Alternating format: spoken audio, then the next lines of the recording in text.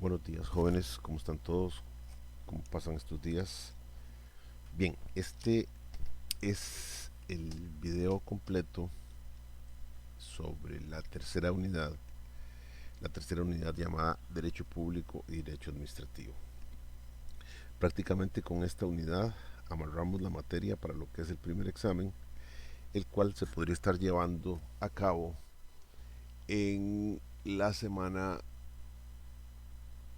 del 18 al 24. No, perdón, estoy en septiembre. En septiembre se podría hacer en la semana que va del 20 al 25. Pero eso se los aviso con la antelación del caso para efectos estrictamente reglamentarios. Hoy la unidad que toca explicar es la referente a Derecho Público y Derecho Administrativo. En la primera unidad del curso ya había hecho algún análisis, algún acercamiento sobre este tipo de materia. Y existe una diferenciación muy clara entre derecho público y derecho privado.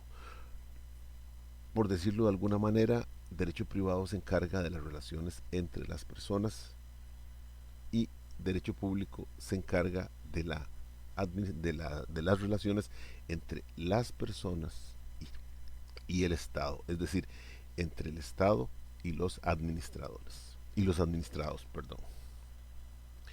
E insisto, esto ya está expuesto en la primera unidad.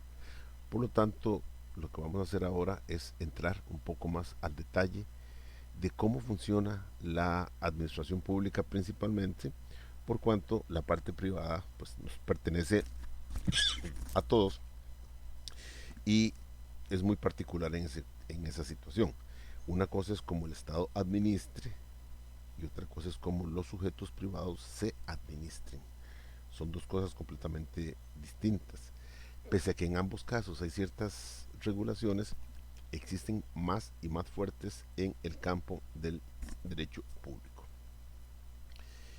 Eh, es así como, ya habiendo dicho y teniendo claro lo que se refiere a la situación de administrar las relaciones entre los sujetos públicos, es decir, la administración pública y los administrados, así como en lo que se refiere a la administración de las relaciones entre los sujetos privados, podemos establecer, y ya lo hicimos en la primera unidad, que existen dos tipos de relación, las de coordinación y las de subordinación. Es decir, entre sujetos privados lo que existe son relaciones de coordinación. Es decir, los sujetos privados hacen contratos, hacen compraventas, etcétera, etcétera. Es ahí como claramente dejamos establecido que estamos en el campo de las relaciones de derecho privado. Por el contrario, cuando se trate de una relación entre el Estado y los administrados, nos encontramos ya no en una esfera de relaciones de coordinación, sino que en una esfera de relaciones de subordinación. Habida cuenta que en nuestra organización político-jurídica llamada Estado, es este último el que tiene la supremacía, prácticamente la soberanía. ¿Qué significa soberanía? Significa que no hay nadie superior a esa persona. Nadie, absolutamente nadie. Entonces el Estado juega ese papel. No hay una entidad superior al Estado. Podría discutirse que los tratados internacionales nos han llevado a aceptar algunas situaciones que grupos conservadores rechazan y dicen que, que el Estado como tal es soberano y que no debe acatar ninguna de esas comillas imposiciones, fin de comillas, que se han venido principalmente en asuntos de sociedad prácticamente, asuntos tan importantes como lo es y lo fue el matrimonio el matrimonio igualitario. Pero lo que sucede es que allí no hay un menosprecio, no hay un menoscabo a la soberanía. porque en su momento, cuando Costa Rica como país aceptó ese tratado internacional, en el caso del matrimonio igualitario, que tiene que ver con el Pacto San José, aceptó que si la Corte Interamericana de Derechos Humanos emitía una determinada resolución, debía acatarla, debía cumplirla. Entonces, deriva de una propia aceptación, deriva de una propia aceptación que se dio basada en la razón de soberanía, que ahora Costa Rica debe acatar esas disposiciones. Obviamente las partes interesadas, las partes que se sienten ofendidas, las partes que no están de acuerdo con una nueva visión en cuanto a derechos humanos, es más fácil decir salgámonos, mas no es así. Vuelvo a insistir, Costa Rica en su momento aceptó las sentencias de estos organismos internacionales, y esto lo hizo basado en la soberanía que despliega. De tal manera pues que, aunque se diga lo contrario, el proceso es correcto y es no solo de nobles, sino que es de personas cuerdas, por decirlo de alguna manera, aplicar los fallos internacionales, aunque a un grupo grande no le, no le plazcan estos mismos y consideren que la situación se está descarrilando. Bien, entonces, en cuanto al marco regulatorio, que es el punto 2, a partir de la página 3, aquí ya nos vamos a ubicar precisamente en el campo de la administración pública, que es quizás la parte mmm, que ustedes más desconocen. La administración pública se rige por toda una estructura legal. Vean la enorme diferencia que hay entre la persona física, la persona privada y la persona pública, o sea, la administración. ¿Cómo? La pregunta es, ¿cómo una persona física se administra? Y prácticamente tenemos que decir a su leal saber y entender. Si a cualquiera de ustedes le llegase una cantidad de dinero, pues qué sé yo, importante, la pregunta que surge en este momento es, ¿qué hago con ese dinero? Y puede ser que apliquemos principios temporales que dicen que si me muero no me llevo nada, entonces prácticamente liquido ese dinero que he recibido, lo liquido en, en muy poco tiempo. Y más aún, no tanto en el tiempo, sino en la forma en que lo liquide. Es decir, cualquiera de ustedes le llega un dinero, qué sé yo, por la suma de 2 millones de colones, se los depositan en sus cuentas el día de hoy, y la pregunta que se hacen es, ¿qué hago con ese dinero?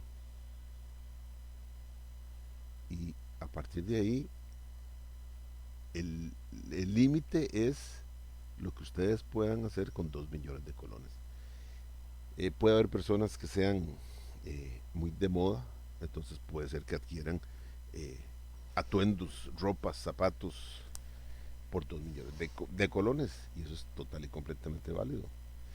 Puede ser que sean personas que les guste un poco más la comodidad en su hogar, entonces adquieran el mejor televisor, adquieran los mejores electrodomésticos o los que les hacen falta.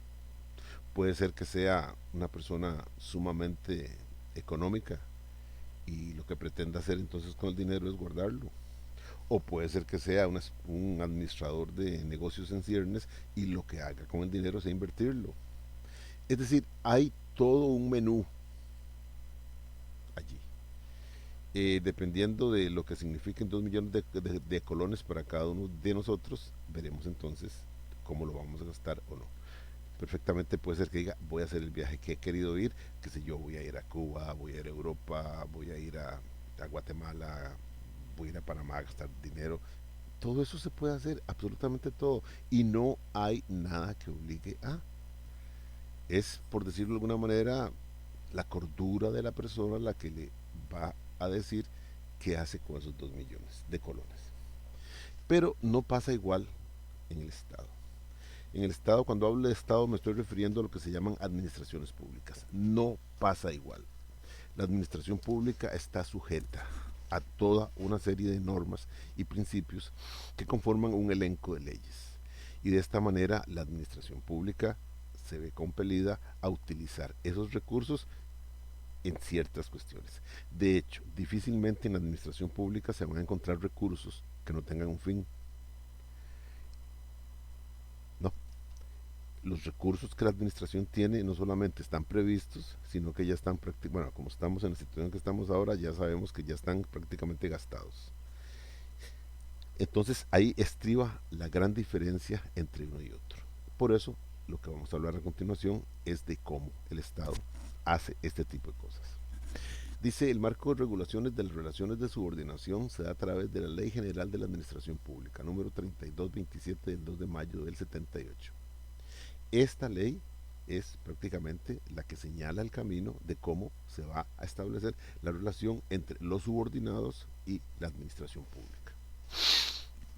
Allí se encuentra pues prácticamente toda una forma de funcionamiento por parte del Estado, el que no puede en definitiva hacer lo que quiera como nosotros, sino que está regulado. Por eso es que cuando se establece una relación con el Estado basada en la subordinación, debemos hablar del llamado procedimiento administrativo.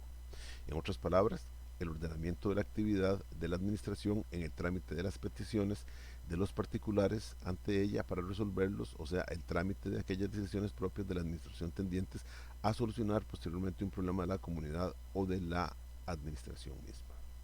Vuelvo a decir, es esta ley general, data del 78. En su momento fue una ley muy, muy completa, fue un hito en la historia patria, en lo que es derecho administrativo. Del 78 a la fecha ya ha pasado mucha agua debajo del río. Y como siempre, el fenómeno social avanza, avanza más rápido que la regulación.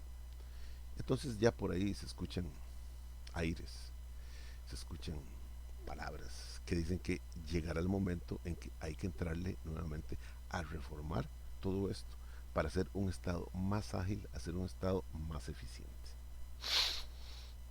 Bien, se discute mucho en esto que acabo de decir, que es la eficiencia, se discute mucho el papel de la administración pública. Se discute porque la administración pública está muy, muy cargada de trámites, muy cargada de recursos, de actuaciones muy dilatadas, todo un entrabamiento burocrático. Burocracia es el término que recoge esto, los trabajadores del sector público. Y como dice aquí, la velocidad con que dos personas privadas o particulares pueden llevar a cabo sus negociaciones es completamente opuesta a la que se ocupa en las negociaciones entre los particulares y el Estado. Les voy a poner un ejemplo. Si cualquier sujeto privado está interesado en vender una propiedad, en vender su vehículo, lo ofrece a la venta, simplemente lo pone en venta. Y conforme se acercan los oferentes, si es que hay, ¿verdad? Llega y se da un proceso de negociación. Pero para los que han vendido algún carro alguna vez, se sabe que uno hace lo siguiente. Este carro yo no lo vendo por menos de 1 millón de colones. Porque me sentiría mal, porque me sentiría que estoy perdiendo, etcétera. Entonces, mi piso es 1 millón de colones. Entonces, ¿cómo se empieza a jugar? Se empieza a jugar ofreciendo el carro en 1.300.000, en 1.200.000. Y se comienza a negociar allí hacia abajo. Cuando se llega al millón, si es que se llega, se estrechan la mano y, atención, el comprador se siente contento porque de la oferta original rebajó hasta 1 millón y el vendedor se queda muy satisfecho porque vendió el carro en lo que él quería. Pero eso está dentro de la esfera privada. Así es, eso está dentro de la esfera privada. Más aún, si esta persona que vendía el carro en 1.300.000, han pasado 2 meses, no lo ha podido vender, eventualmente ya vio el que quería comprar, el otro está en negociación también, la otra persona lo está urgiendo. Entonces de un momento a otro dice, bueno, yo pretendía 1.000.000, veo que no tengo razón, y al final de cuentas termina vendiéndolo 800.000 colones. Sí, está bien, perdió en el sentido de que no obtuvo lo que realmente quería, pero vendió el carro. Y eso le sirve como semilla para comprarse el otro. Pero esa negociación es privada. Existe una inmensa libertad para hacer eso. El Estado es totalmente al revés. El Estado solamente puede hacer lo que la ley le permite. Por ejemplo, cuando el Estado vende activos, qué sé yo, vehículos ya en no uso, propiedades que ya no tenga interés, el mismo Estado es un peritaje hecho por el Ministerio de Hacienda quien fija el monto mínimo para la venta de esos activos. Menos que eso no puede venderse. Aunque le digan, mire, hagamos un negocio, menos de eso no se puede vender. En ese sentido, no existe la facilidad que tienen los sujetos públicos. Más adelante veremos exactamente por qué. Bien, cuando el Estado actúa, lo hace sujeto al principio de legalidad. El principio de legalidad significa que la administración pública únicamente puede hacer lo que la ley le ordena. Atención, solo puede hacer lo que la ley le ordena, nada más. Al frente, los administrados, es decir, los sujetos privados, actúan de acuerdo con el principio de autonomía de la voluntad, según el cual el sujeto privado puede hacer todo aquello que no está prohibido por ley. Si nos ponemos a analizar lo que significa el principio de legalidad y el principio de autonomía de la voluntad, tenemos que tener muy claro que el primero es mucho más restringido que el segundo. Es el caso que les ponía de los 2 millones de colones que ustedes han recibido. ¿Qué hacen con esos 2 millones? Vuelvo a insistir, como les dije ahora, es simplemente sentarse a ver qué hago. Los quiero guardar, los guardo. Los quiero gastar, los gasto. Los gasto ya, los gasto ya. Los reservo, los reservo. Gasto una parte y guardo la otra. ¿Bien? O puede ser, no, voy a invertir, me voy a comprar un computador, me voy a comprar una tableta para estar integrado completamente en lo que es el campo de la, de la educación virtual. Está bien, perfecto, 100 puntos. O quiero comprarme libros, otra vez. Es cada persona que decide, de acuerdo a este principio de autonomía de la voluntad, lo que vaya a hacer con esos recursos. El Estado no es así. En el Estado no funciona de la misma manera, porque está obligado a hacer, el administrador está obligado a hacer única y exclusivamente lo que la ley le permite. Es decir, si la administración tiene un presupuesto de X millones para la compra de tal maquinaria, con esos X millones solamente puede comprar esa maquinaria y nada más. De hecho, hay un delito que veremos al final, en la unidad final, que se trata de eso, de cambiarle el rumbo a algo que ya estaba definido por ley. Así es que es más difícil, más entrabado el funcionamiento de la administración pública que de la persona privada. Es decir, son más sencillas, son más fáciles las relaciones de coordinación que las de subordinación. Los marcos son muchísimo más complejos y más estreñidos en el campo de la administración pública, que constriñe al Estado, lo mete prácticamente en una camisa de fuerza y le dice, de aquí no se sale. Y salirse de ahí es incurrir en un delito. Por el otro lado, en lo que el sector privado goza de una más amplia libertad, goza de un mejor ambiente, goza de mayor perspectiva para hacer la situación. Un último ejemplo. Si el Estado necesita vehículos para radiopatrullas, pues en el ministerio respectivo le harán unas especificaciones a las licitaciones y desgraciadamente en este país a veces esas licitaciones vienen con nombre y apellido. La razón, la marca. Eso es parte de los pagos que los políticos se hacen. Entonces el Estado cumple al sacar una licitación para radiopatrullas. Pero si ustedes hacen un poco de memoria, cuesta mucho, es muy difícil ver radiopatrullas que no sean marca Toyota. Y no es porque la Toyota dé un mejor precio, no es porque el Toyota sea la mejor calidad, porque a la par está la Nissan. Y les habla una persona que tiene un vehículo Nissan. Son excelentes, son muy buenos. Y en lo que es mantenimiento es mucho más económico que lo que es el Toyota. Pero ¿qué sucede? Que vuelvo a insistir, aquí se trata en algún momento de pago de favores políticos. Porque en las licitaciones por la venta, para la adquisición de radiopatrullas, uno de los requisitos es que la compañía participante le haya vendido al Estado durante los últimos años una determinada cantidad de dinero. Pero es una montaña, es un edificio de dinero que le haya vendido al Estado en vehículos. Eso es legal. Porque se está pidiendo experiencia, se está pidiendo continuidad, se está pidiendo todo esto. El problema es que conforme pasa el tiempo, solo hay una empresa que se acerca a ese monto, que es la Toyota. Las demás prácticamente quedan descalificadas.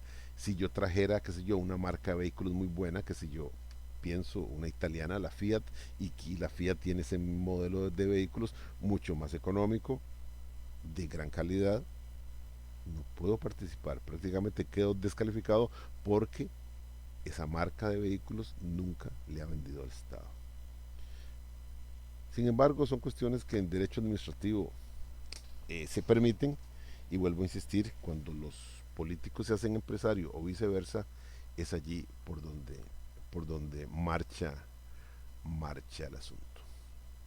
Entonces en el punto 2.1 se habla con suficiente espacio del llamado principio de legalidad y se habla de que nace del artículo 11 de la Constitución Política. Eh, a, Digo aquí, hay una parte donde digo que si la Ley General de Administración Pública vino a ordenar los distintos procedimientos administrativos que antes de la entrada en vigencia de esa ley se manejaban casi como de pulpería. Entonces hoy hay un gran control jurisdiccional que mediante este principio de legalidad constriñe a la administración pública a hacer únicamente lo que la ley le permite. Nada más. Eso hay que tenerlo muy claro porque si algún día cualquiera de ustedes trabaja con el Estado y participa de la administración de los bienes del Estado, tiene que tener mucho cuidado. Mucho cuidado en el sentido de que lo único que puede hacer es lo que la ley le permite, no ir más allá. Salirse de ese límite es precisamente incurrir en una conducta que puede ser penal.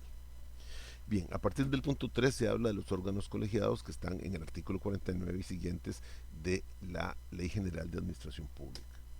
Vamos a hablar de la burocracia. La burocracia es un término que nace en la Edad Media y más atrás todavía, pero en la Edad Media es cuando más se entroniza. La burocracia surge a partir del militarismo. Los grandes ejércitos pues avanzaban en aquel tiempo sobre estepas, eh, vadeando ríos, cruzando cordilleras, y ese movimiento de hombres, eh, de bestias y de alguna maquinaria militar hoy rudimentaria, se hacía en dos enormes sectores. Primero iba todo lo que era la maquinaria bélica, soldados marchando en regimientos a cargo de un jefe. Y entonces iban, qué sé yo, infantería, iba artillería, etcétera, etcétera. Estoy hablando de tiempos antiguos. Pero detrás de ellos, detrás de ellos, a cierta distancia, venía el equipo de apoyo.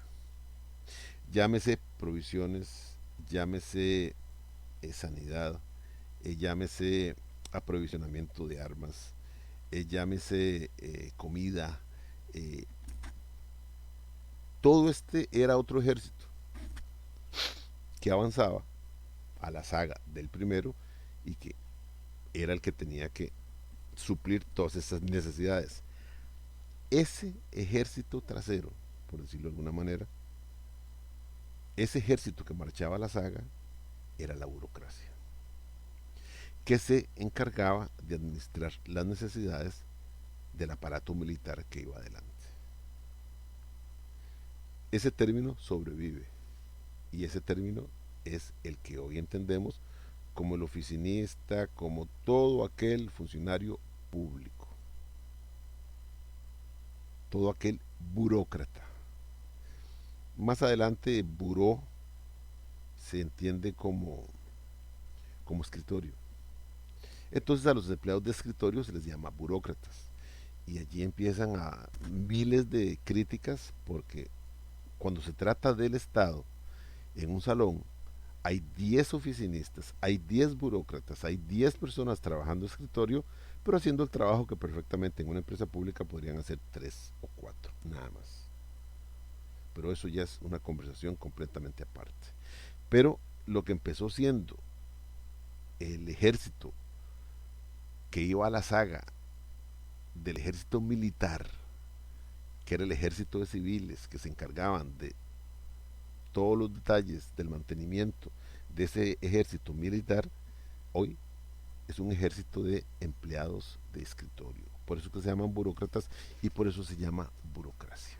Bien, en cuanto a la burocracia, actualmente se encuentra una diferencia entre lo que es la burocracia unipersonal y la burocracia colegiada. Dice, en la primera de ambas, página, empezando la página 5, las funciones burocráticas corresponden a personas físicas que actúan de manera aislada y bajo su propia responsabilidad. Ese es el caso de las jefaturas institucionales. En la segunda, en la burocracia colegiada, las funciones burocráticas se imputan ya no a una persona aislada, sino a una pluralidad de personas que no actuarán aisladamente, sino que interactuarán a un nivel de responsabilidad.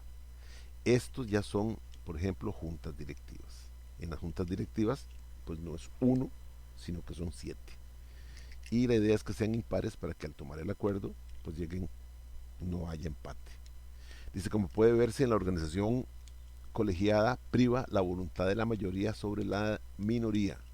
Los colegios, es decir, ese órgano colegiado, expresan su voluntad en actos denominados deliberaciones. En el caso de las juntas, es el caso de las juntas directivas de las instituciones. Y todos sabemos, lo de las juntas directivas se rigen.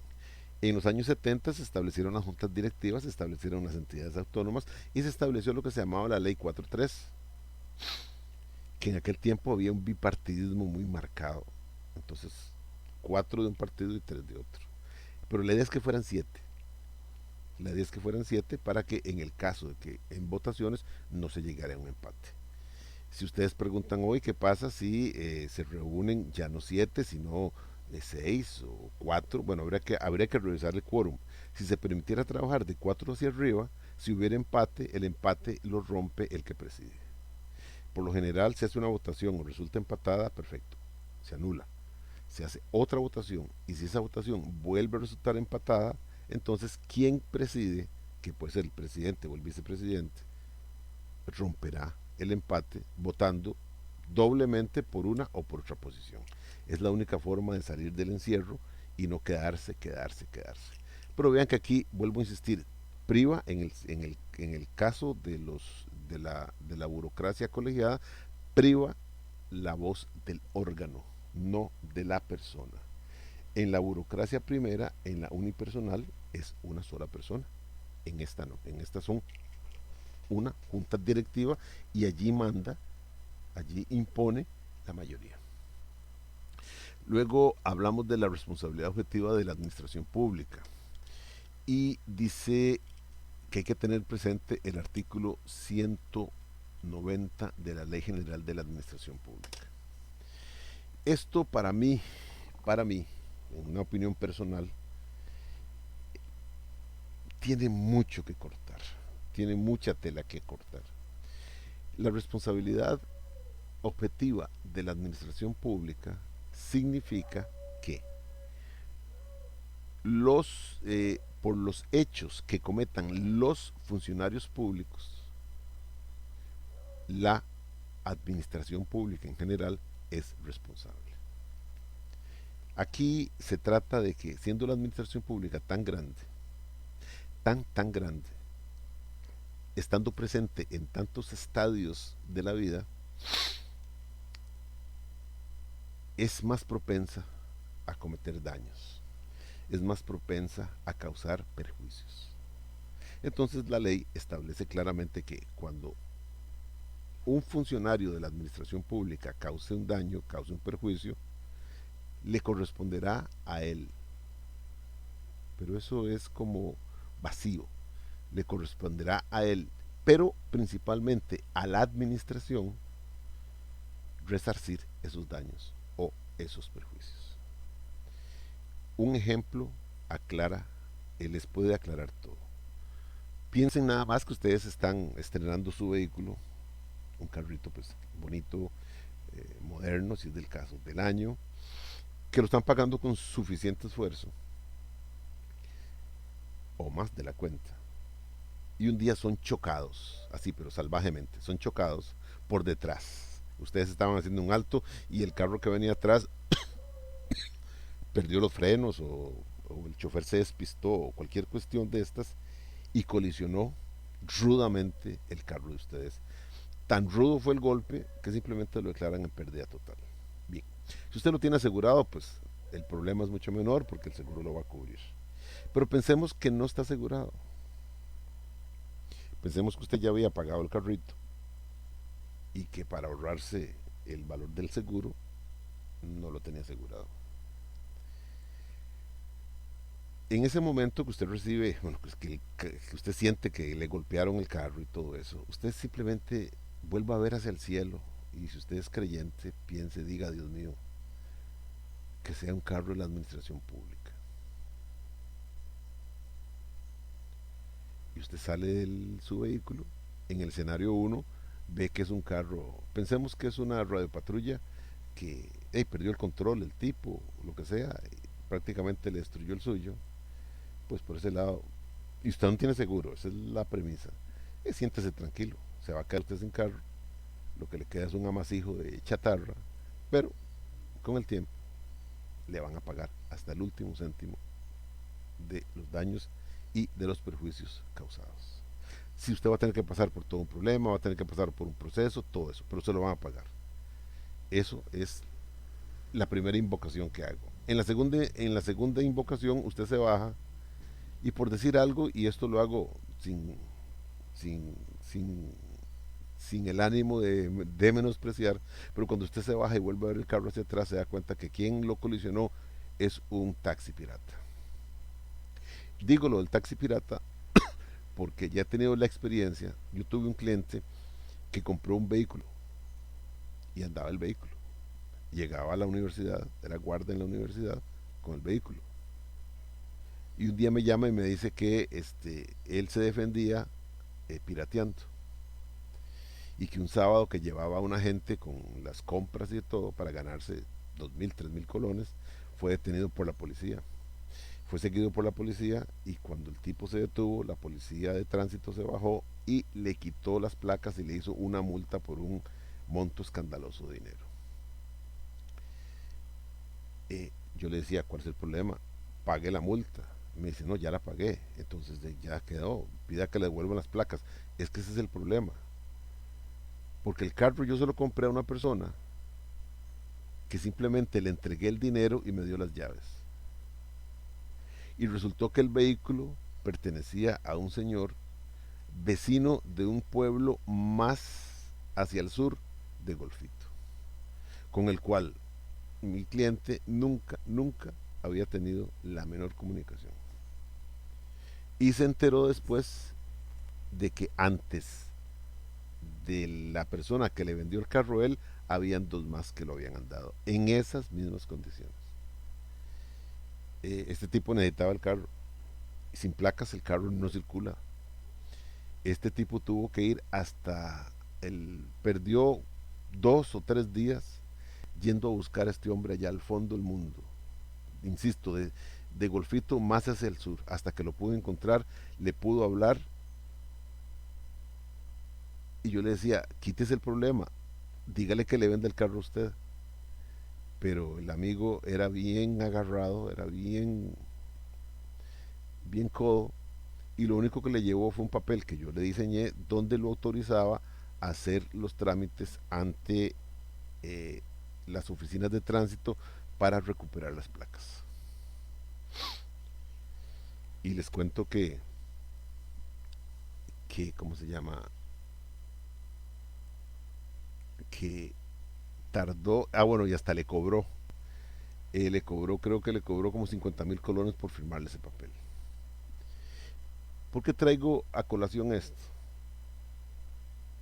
Porque si en el caso que puse es un vehículo de este tipo, yo llamo taxi pirata, un vehículo de este tipo, usted va a lamentar el accidente porque se quedó sin carro. Y porque la otra persona no puede, no tiene forma de pagar. Y sí, usted puede ir a un juicio, puede contratar a un abogado, un gasto más, y puede obtener una sentencia donde dice que usted no es responsable, que el responsable fue el conductor del otro vehículo, que su carro se destruyó. Luego pasa a la vía civil y en la vía civil usted establece el valor de su carro, qué sé yo, en la suma de 8 millones de colones. ¿Y qué tiene?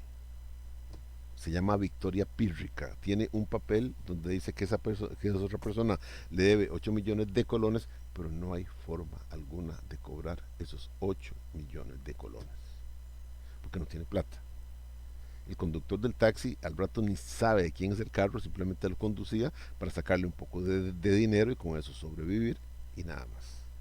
Por eso digo que cuando es un carro de la administración pública, sí, porque de acuerdo al principio que estamos señalando, la responsabilidad de los funcionarios es básica. Entonces, el juez irá a condenar al chofer del vehículo, pero subsidiariamente al Estado.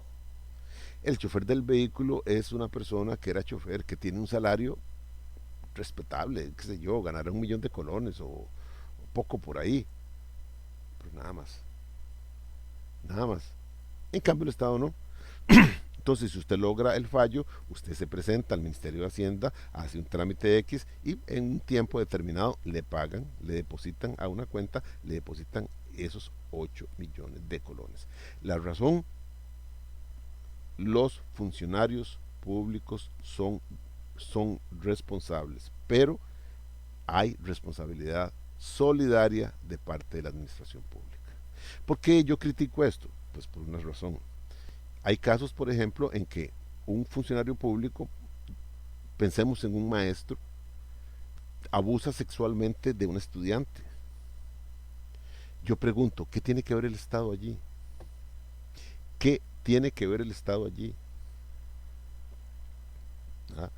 Para mí, nada. Y a quien condenan a pena de cárcel es al profesor. Pero ¿quién creen ustedes que tiene que pagar toda la parte civil? El Estado. Y vuelvo a insistir, ¿qué hace el Estado allí? ¿Sabía el Estado que el tipo tenía eh, este tipo de falencias de dedicarse al abuso sexual? ¿No?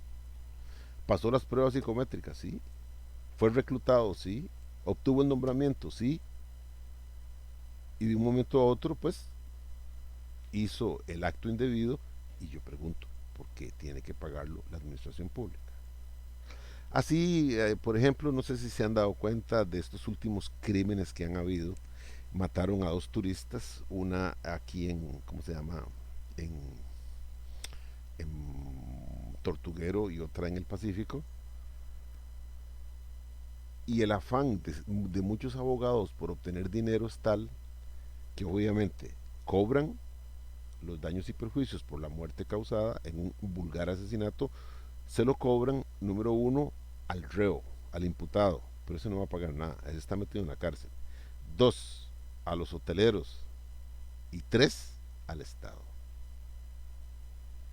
Yo entiendo que le cobren al, al imputado, por decirlo de alguna manera, al asesino, pero ¿por qué al hotel?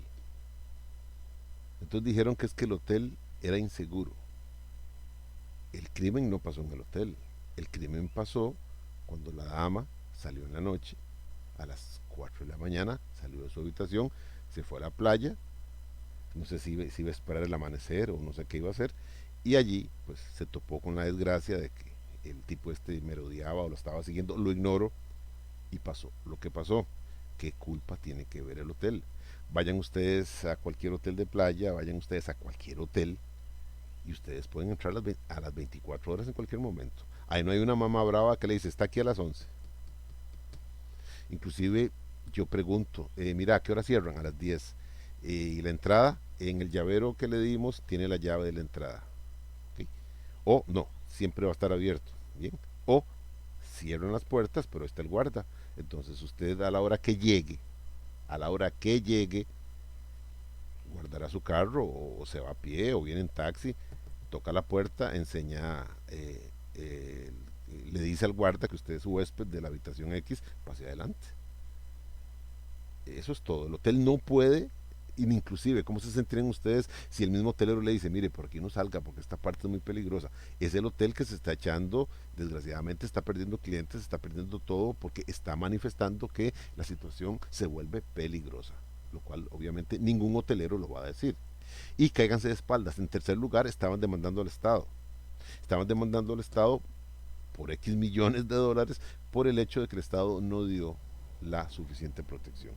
Esto prácticamente lo que están diciendo es que el Estado tiene que tener una rueda de patrulla en todas las playas, toda la noche, para evitar que una persona que ande por ahí sea asaltada.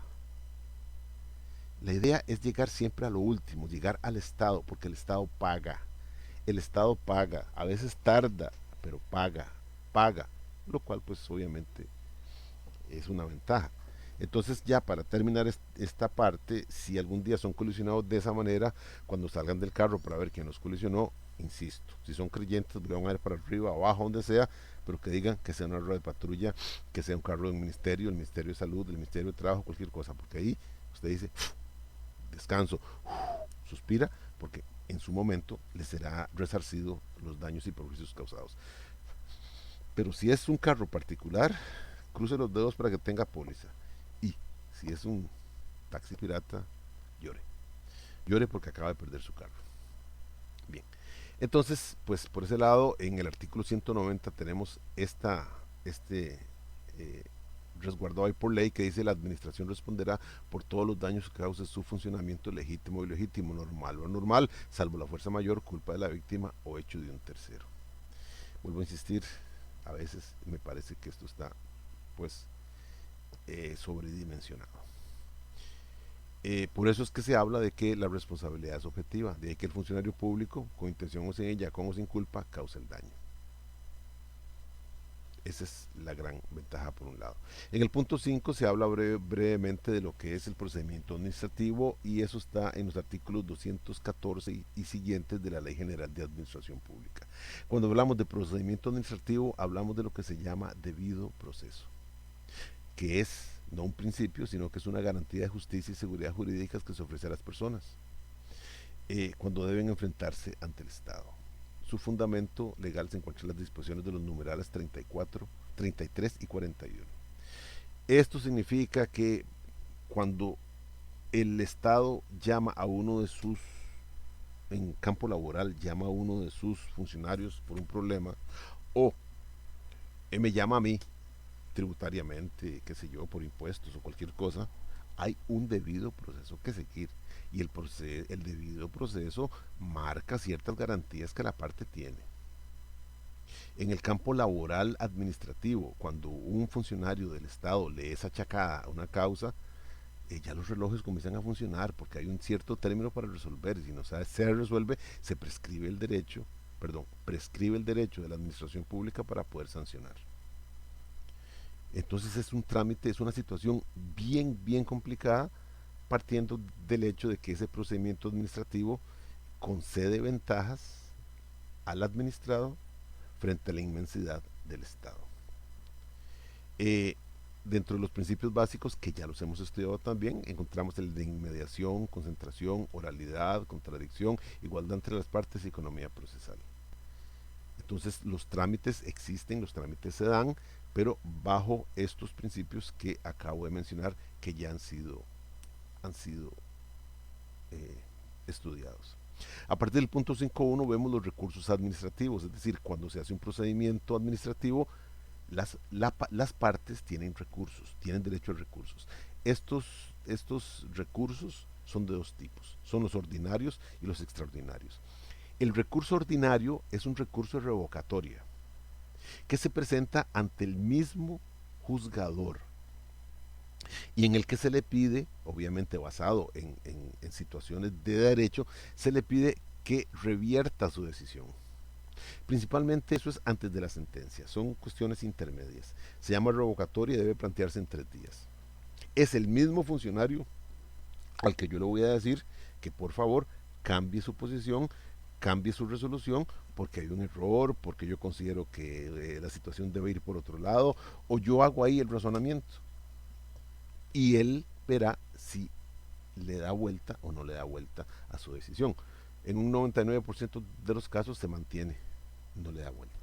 Eso es el recurso administrativo ordinario. Pero luego está el recurso administrativo extraordinario, que es el que se plantea como un recurso de apelación.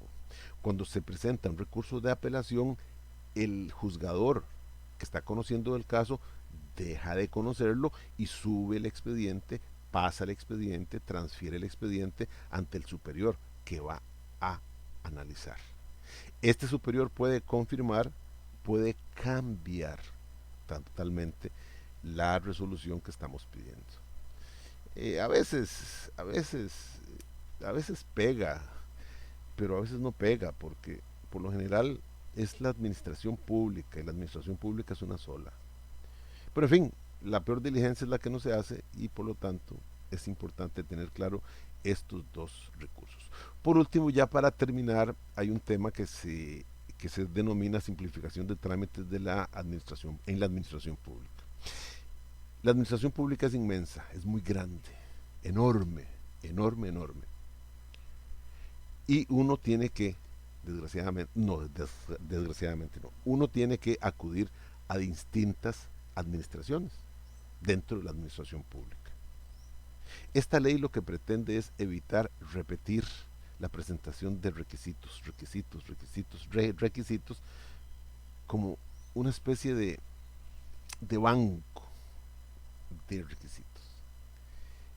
Entonces dice el artículo 2, la información que presenta un administrado ante una entidad, órgano o funcionario de la administración pública no podrá ser requerido de nuevo por estos, para ese mismo trámite u otro de esa misma entidad u órgano. De igual manera, ninguna entidad u órgano o funcionario público podrá solicitar al administrado información de una o más en sus oficinas, emitan o posean. Esto es sencillo y tal vez si ustedes se lo preguntan a sus papás, ellos se los pueden aclarar. En el caso mío, cuando yo iba a entrar a primer grado, mamá tuvo que madrugar, así, pero madrugar para llegar a la escuela y luego al colegio, cuando entré al colegio, porque papá y mamá querían que mi hermano y yo estudiáramos en esa escuela y en ese colegio. Entonces había que pugnar por los campos, porque los campos pues prácticamente se acababan. Hoy, bueno, ahí había que llevar, ahí es a donde voy, perdón, había que llevar principalmente el certificado de nacimiento. Y a mí me da mucha risa, porque todavía hay ciertas instituciones que cuando piden la certificación de nacimiento, dicen que no tiene que tener más de un mes de expedida. Como si uno pudiera nacer otra vez. Yo entiendo que si le van a pedir un estado civil, si usted es casado, viudo, soltero, se la pidan cada cierto tiempo, porque uno se puede casar, divorciar o enviudar en cualquier momento. Pero uno nace una vez y nada más. Entonces, Eran filas inmensas en el registro civil. Hoy todo eso se ha simplificado porque la información es pública. Ustedes entran a la página del Tribunal Supremo de Elecciones y por el nombre o por el número de cédula pueden buscar a la persona que ustedes deseen y encontrarán la información pública en el sentido de dónde nace, quiénes son sus padres, su estado civil, a veces si tiene hijos reconocidos por el sistema, lugar de votación. Son cuestiones públicas, entonces no se las deben pedir a uno. De hecho, eventualmente cuando ustedes estaban en el colegio o cuando ustedes estuvieron en la escuela, ya sus padres no, pese a que eventualmente tuvieron que hacer la fila, pero ya no tenían que presentar la papelería. Porque gracias a internet el funcionario se mete a la página del Tribunal Supremo, busca por nombre y ahí aparece fulanito tal, ajá, imprime y eso ya está listo. Es simplificación de trámites. Es meramente eso, simplificación de trámites. Y llegará el día en que haya una especie de banco, donde ahí usted haga sus primeros pasos, lleve sus primeros papeles y todo, y que eso sea una especie de acceso universal para la administración pública para entrar a una carpeta personal suya y que ahí estén los trámites que usted haya hecho. Eso ya se hizo en lo que es salud. La caja de seguro social tiene eso, tiene el expediente electrónico y ya si usted por ejemplo es de Limón, tiene su expediente médico en Limón, lo atienden en el EVAIS que le corresponde y usted sufre un inconveniente de salud, pero en el Pacífico, andaba de vacaciones o cualquier cosa, ¿cómo saber qué padece, qué tiene, qué le han hecho? Pues ahora el mismo funcionario puede perfectamente, no sé si al 100%, parece que todavía no está 100% abierto, pero el mismo funcionario puede entrar en el sistema que tiene la caja de seguro social, entra y puede prácticamente ver su expediente electrónico de salud y con eso darse una referencia de que usted los padecimientos que ha tenido, las curaciones que le han hecho, etcétera. Eso es verdaderamente un gran avance. Bien, termino manifestando, dice aquí, como puede verse, de manera de conclusión, la administración pública es gigantesca ante la realidad del administrado, que puede ser apenas, que es apenas, no puede, es que es apenas una sola persona. Ante esta enorme diferencia de poder, el ordenamiento jurídico ha diseñado una normativa que trata de darle mayor oportunidad al ciudadano ante la inmensidad de la administración pública. Bien, compañeros, como les decía, con esto creo que ya terminamos la primera entrega de materia para el primer parcial. Solo falta que yo les fije fecha y hora para hacer este. Pero prácticamente esta va a ser la materia, así es que por favor tener claro eso para que vayan manteniendo todo. La otra semana, en, el, en la reunión que vamos a tener, vamos a discutir sobre esta materia. Tengan todos muy buenos días.